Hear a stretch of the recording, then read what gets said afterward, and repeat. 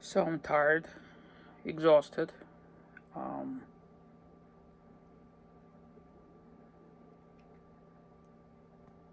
had an opportunity to um, venture out, and despite the absolute beauty of this area in which I parked, um, after 4 grueling days of fighting the weather and obviously all my um, gas saga, uh, running out of gas. Um, which, by the way, I just want to point out that it wasn't because of my lack of planning. It wasn't because of negligence. It was because of impossibility. There's certain things that I couldn't have predicted today. Like, for example, the wind chill killing the GoPro, not once but twice. Um, it's 42 degrees outside, plus the wind chill, the GoPro doesn't feel like working. Um, or you put the GoPro on the dash, the sun beats you in the face as you're driving, hits up the camera overheats. There's that. But for the gas station specifically, 60 miles of trying my luck at different gas stations. I don't know how to plan for that kind of stuff, you know?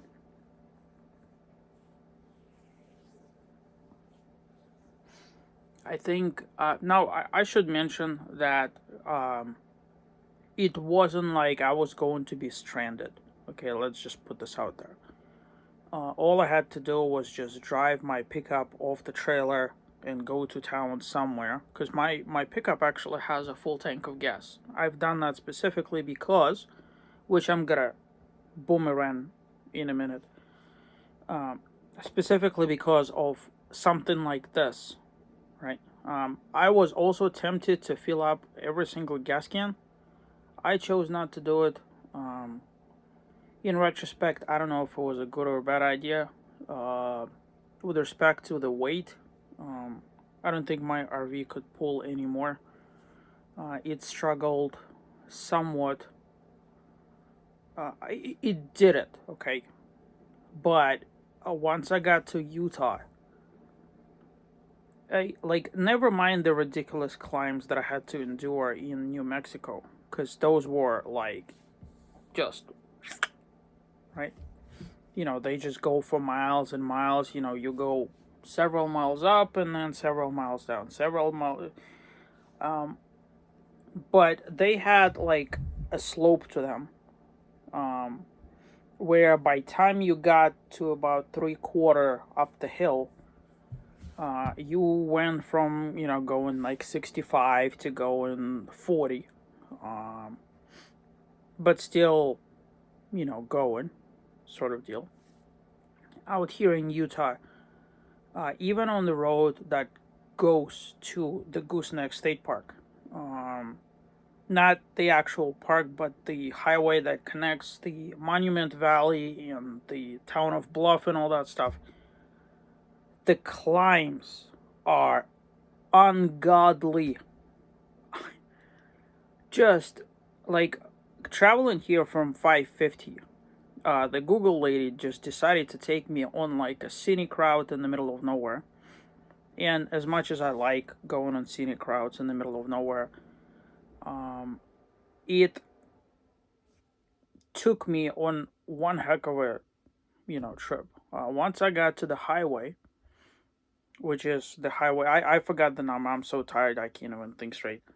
Um, the one that goes from the town of Bluff to, which by the way, don't take the back roads like I have because it's not worth it. But the highway that connects the Monument Valley and the town of Bluff. Once you make that turn from 191 to this road, the steepness of the hills going down with turns and then going up with turns is absolutely not suitable for vehicles bigger than like your lightweight pickup truck or a sedan. Um, your vehicle does it eventually, but it is just, oh my goodness. I mean, my RPM was all the way in like 5,000 range towing at 25 miles an hour up the hill. Granted, I was still in D. I thought about downshifting, but my truck has the smart tow. I mean, my RV has the smart tow thingamajig. It manages somehow. But I may have to start, putting it down in gears to see if that makes any difference. So mistakes have been made in planning for this trip. I'm willing to acknowledge as much research as I've done. I have very heavily miscalculated my first stop on this trip. Had this idea of basically getting off the highway and then camping in the Monument Valley, the Valley of the Gods. Right. So imagine my surprise that when I'm driving on the highway, and here's the sign for Valley of the Gods, and I'm expected to make a turn, and I look down. I kid you not, it's a 45-degree, nothing but loose sand and gravel, going down probably about 200 feet, and then making a sharp left turn. It didn't look anything like what it did on the pictures. Just there is an area that looks like on the pictures, and it is not at that turn. So Google Maps photography has basically placed them at the wrong place. If you're driving your RV and hoping to get off the highway, I'm not talking about the Moki Dagway, I'm talking about the actual highway. Keep that in mind because that's something for you to consider. You're not gonna be able to go down. Like, more importantly, if you try, you're going to tumble down the darn thing and end up in this ravine, topsy turvy, assuming you survive. It's not suitable for RVs at all. Okay, now in all the research that I found was that was allegedly the road that apparently all RVers take. Well, that's not so. Okay, so if you're planning a trip to the Valley of Gods and you plan to go boondocking, you're not gonna get to the campsites off the highway. What you need to do is you need to take the turn for Goosenet State Park and take the, I think it's 161 or 162 towards Moki Dagway. And then there's this hotel slash cafe slash whatever that place is. It's the like the exit of the Valley of God loop. Okay, and what you're gonna do is you're gonna enter from there and then go down that way. Okay, so that's the only way you're gonna get in with the RV. Um, that was a heavy miscalculation on my part. Um, that being said, I did have a backup plan, which was the Goosenet State Park. What I didn't anticipate is the fact that there's a 2-day stay limit. Now, tomorrow I'm gonna talk to a ranger because I've only paid for 1 day because I'm not sure what the whole deal is. I'm gonna talk to the ranger and inquire about that. I don't mind paying for 7 days because that's how long I'm gonna be in the area. But if we're not allowed to stay more than 2, then I'm gonna move. And what I'm gonna do is I'm gonna position myself at the towards Moki Dagway and then boondocking out in the sticks. I hear there's a cell tower in there with a better signal. The 4G and 3G in this area is really weird. It goes, depending on where you are in this whole area, it either goes every single bar of LTE to basically Verizon, well, in my case, Verizon Extended Network, 1 times to nothing. Okay, so there's a tower somewhere, like even walking around this goosenet's campsite, there's places, like if you just go, right, like this is the road to get in the park, and there's like this bulbous area here that's the state park. The entrance to it, where the pay booth is here, and then you kind of go, and then if you're not camping, the bulbous area is where you look, and then you mosey off back. But the campsites go from this bulbous area sort of like that, right? And so if you walk this, you see a whole bunch of campers parked on the rim, which I've contemplated. But the problem is, there's basically nowhere to turn around if you are towing anything sizable, unless you have ability to have a spotter and you're going to be encroaching onto off the beaten path. There might be a circle somewhere further down. I didn't make it that far. I walked about I don't know, a couple 100 feet that way, but it kept going. There were some Class A's, Class B's, Class C's, travel trailers, van conversions, that kind of stuff, all there. But my concern, well, I had two concerns. One was the turnaround, and two, the condition of the actual road. Those rocks are sharp. I could have very much driven down there, but the thought of destroying and puncturing and cutting my tires on RV and or trailer on day one just didn't sit well with me at all. So upon investigating that, I walked back, and my RV is sitting off the entrance, like off the bulbous area. You go down here, and there's like a circle turnaround area, and that's where I parked right there. Now, late in the night, there's been 2 additions, a Class A and a Class B, on the same area. I'm guessing they came here because it was dark.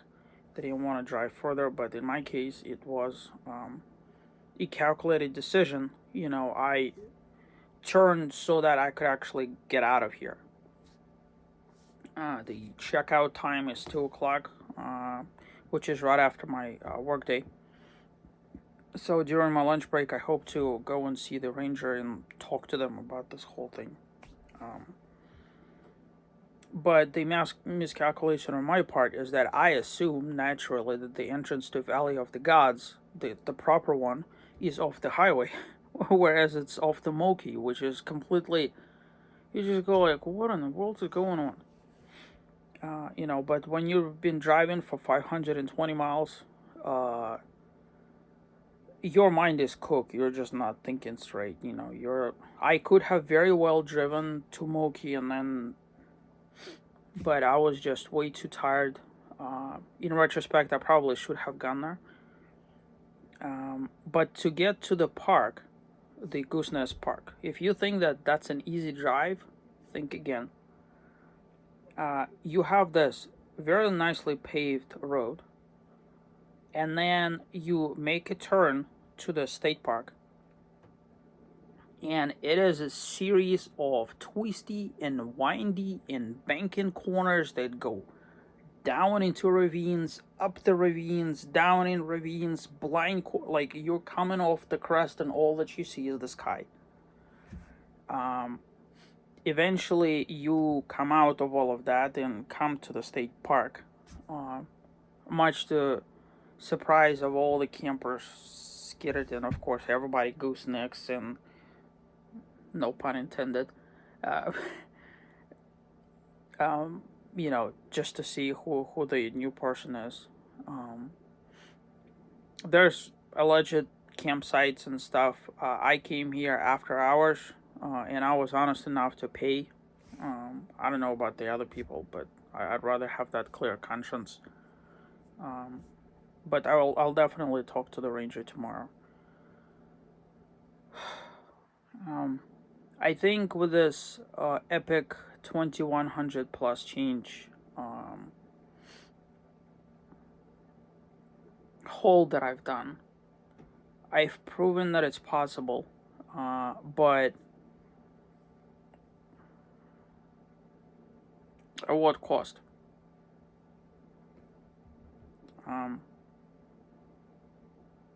you know, I don't know if the experience was soured by the absolutely horrible weather coming through, because I got hit by the rain and the wind, and I've heard like from several people that contacted me en route that there's been tornadoes and people dying, and I don't know all the details. I just know that there's all sorts of shenanigans going on with the weather. But the weather started hitting me in Mississippi, all through Mississippi, and then beginning and the end of Louisiana, and then all the way through Texas, um, especially in Texas. It was just, oh my god. So maybe if I didn't have to deal with all of that, I would have arrived in a more uh, rejuvenated state, if anything. Um, but if I would probably recommend the 5 day trip. I don't know how you would break it up. Um, Maybe like do the New Mexico to Utah, and Texas to New Mexico, sort of like the beginning of Texas all the way to Utah in 3 days instead of two. Because that's one hell of a long short. Or maybe even like bypass the places like Dallas, maybe the windy parts. I don't know. Some lessons learned. I think I'm gonna simmer and kind of digest and process all of that. Make some um, calculated decisions going forward. That's for sure. And then I guess the last thing that I have to, and I don't want to seem like I'm complaining. This is more like a learning experience for me. I'm just here talking about it, but the whole gas station fiasco. Um, it was a pain in the butt that escalated beyond any level of just my tolerance for just how big of a fiasco it got. Um, Obviously, it's difficult to get into the gas stations to begin with, when you're RVer. But dealing with things like no gas at the gas pump, or the gas pump not dispensing gas even when there is gas, or people blocking you intentionally, not even by accident, I'm talking about intentionally. Um, like that day when I was traveling on windy Texas thing that I was doing. This lady, like, I am pulling out of there, right? This lady decided to basically zoom past me going like 40 miles an hour with wheels on the curb and everything because she couldn't wait an extra second. I mean, the people are that crazy. And then, of course, I guess the cherry on top is today running out of gas.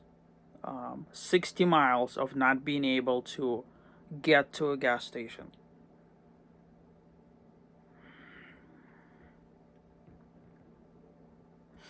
It's not okay. But it's a lot of lessons to learn. Um, maybe better planning, maybe more. I don't know. My mom suggested that every time I see a good gas station, I need to pull over and fill up. But the downside to that is, in doing so, you're delaying your overall trip progress. So that's something. But with respect to what's gonna happen with the gas now, um, yes, I just remembered the thing I was gonna circle back to. The Google lady took me off the course, off the beaten highway, um, specifically because I was trying to get to Sinclair gas station that is allegedly located not in Bluff, because there is one in Bluff, but one in retrospect I should have driven the long way through Bluff, hitting the gas station. But there's one off 191 somewhere before you make the turn. It's not there. I I don't know. The Google lady took me on this weird. It was scenic and epic. I mean, don't get me wrong. I have no idea where it took me. It was Indian Road this, some numbers that, and it just kept doing me like all of this. I never made it to the gas station, so I have about a third of a tank left. So what I'm gonna do is once I either move to Valley of the Gods or stay here or whatever is the case, because I gotta go to Bluff anyways. I'm gonna fill up every single gas can in my truck, of which I have 48 gallons of, and basically fill up my RV that way. Um, well, that, and I need extra gas for my off-roading escapades. So I decided to skip a hike. My foot is still, those of you that know, I managed to break my foot before the trip. My foot is, it's better by a landslide. It's certainly not to its pre-fracture state. Um, but every single day it's progressively better and progressively better. So I broke it February 15th, I believe. So March, April. So in May 15th, that's going to be 3 months. Um, so I did skip a hike to Honaker. I think what I'll do is I'll still drive over there and take a look at it just to see what it's, maybe even do like a little short thing or something. I don't know. I'm kind of open to possibilities.